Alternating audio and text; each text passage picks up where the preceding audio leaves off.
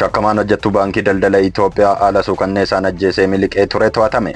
Jiraattuu Sandaafaa Bakkee fi hojjettuu baankii daldala Itoophiyaa damee alaltuu kan taate aadde Adaanach Kumsaa Muddee 6 bara 2018 haala suukanneessaan ajjeesee miliquun barbaadamaa kan ture Shakkamaan Tsaggaayee Asfaaw Gomxee jedhamu magaalaa Darba Biraanitti to'annoo seeraa jala oolfamuun isaas ifoomeera.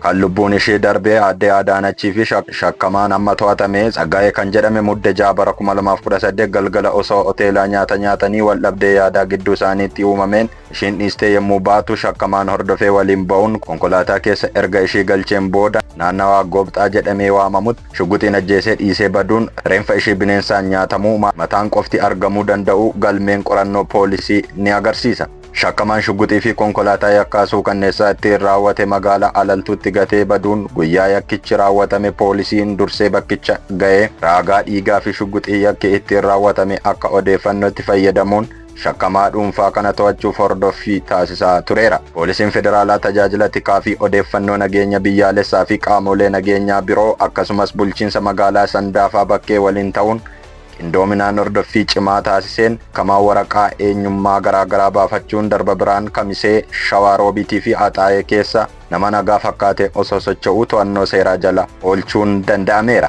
Poolisiin shakkamaa irratti qorannoo cimsee kan itti fufu yoo ta'u, yakka kamiyyuu raawwatamee yakkamaan poolisii jalaa miliquuf yaalu seeraan ala ba'uu akka hin dandeenye ibseera.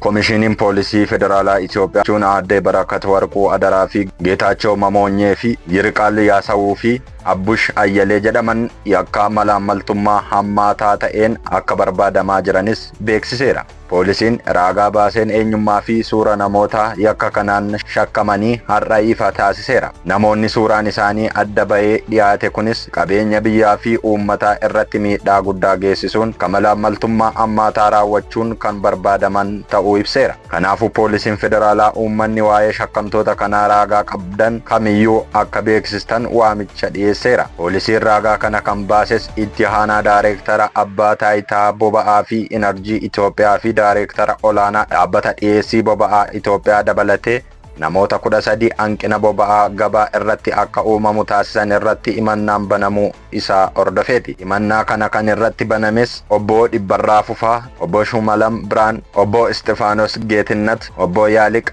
Awwaqee, obbo Abbalaa Gizaw Jaaffaa, obbo Geetaachoo Ammoonyee 7ffaa, aadde Barakat Warquu 8ffaa, Abbush Ayyaalaa Gannat 9ffaa, obbo Yiliqaal Yaansaw 10ffaa, dhaabbata dhuunfaa Yenyaa Pootoraleem 11ffaa, obbo Ismaameel Miratuu 12ffaa, obbo Abbaayinaa Awwaloo fi 13ffaan obbo Bisiraat Abbabaadha. Akka himannaa kanaan dhiyaatetti himatamtoonni kunneen boba'aa fi naafxaa tilmaamaan qarshii miliyoona 70 ol ta'u to'annoo mootummaatiin ala gochuun gabaa irratti hanqinni akka uumamu taasisaniirus jedheera. Galmeen himannaa kunis mana murtii olaanaa federaalaa Ramaddii Lidataa dhaddacha yakka malaammaltummaa sadaffaattis dhiyaateera. Akka himannaan dhiyaatetti himatamtoonni kunneen boba'aa fi naafxaa tilmaamaan qarshii miliyoona 70 ol ta'u to'annoo mootummaatiin ala gochuun gabaa irratti hanqinni akka uumamu taasisaniirus jedheera. Galmeen himannaan kun kan banames mana murtii olaanaa federaalaa Ramaddii Lidataa dhaddacha yakka malaammaltummaa sadaffaa irrattis dhiyaate.